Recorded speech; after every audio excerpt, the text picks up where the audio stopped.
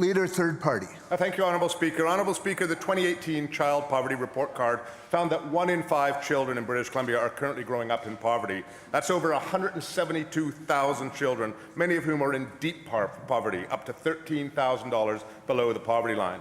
We also know, Honourable Speaker, that these children are very likely to be Indigenous, immigrants, or racialized minorities. These children often go to school hungry. Their families are worried about basic necessities, such as shelter and groceries.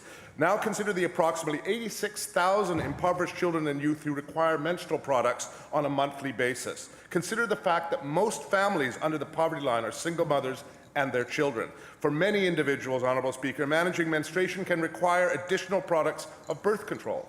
Through you, Honourable Speaker, to the Minister of Social Development and Poverty Reduction, how will the upcoming poverty reduction strategy ensure that all children and youth have equal access to menstrual products?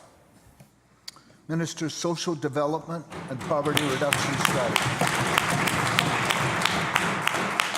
Thank you, Honourable Speaker, and thank you to the member for the question. Honourable Speaker, the cost and availability of menstrual products is a real issue, especially for poor women who often face the choice of purchasing those products or buying other essentials, including food. This should not be the case. Honourable Speaker, we all expect when we enter a public washroom that toilet paper is readily available and free.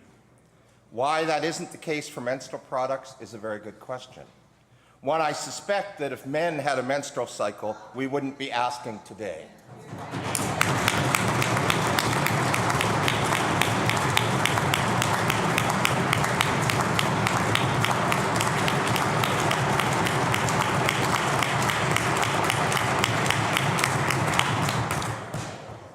Honourable Speaker, the member's question is particularly timely today.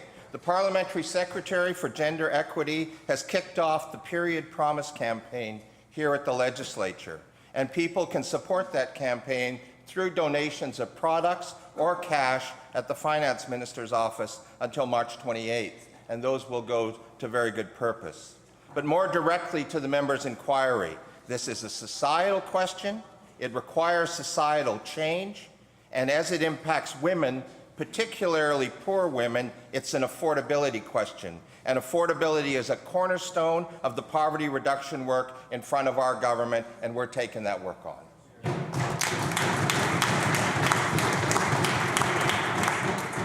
Leader, third party on a supplemental. Thank you, Honourable Speaker, and thank you to the Minister for the very thoughtful answer to the question. My supplemental, Honourable Speaker, is this. Last week, the New Westminster School Board announced that they will be providing free menstrual products in all of their elementary, middle and high schools beginning this September. This will not only reduce costs faced by financially struggling families, it will improve access to education for girls and non-binary folk who menstruate. We know that students, if they can't manage their periods, will remove themselves from extracurricular activities and even miss school, Honourable Speaker. Providing menstrual products gives all children equal access to education. But this program places a financial cost on school districts that are already strapped for funds and facing a teacher shortage. Through you, Honourable Speaker, my question is to the Minister of Education.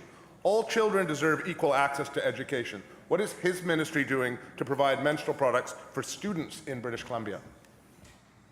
Minister of Education. Thank you very much, Mr. Speaker, and I would thank the member for the question. It's obviously a very important issue for students across British Columbia. When students can't access menstrual products, it can often impede their ability to participate in sports or extracurricular activities, or maybe they even have to miss learning time by having to miss classes. So we see this initiative that New Westminster has undertaken as an important part of promoting an overall student success agenda that the government has in working with our school district partners. I want to take this opportunity to commend the New West District for showing the lead here.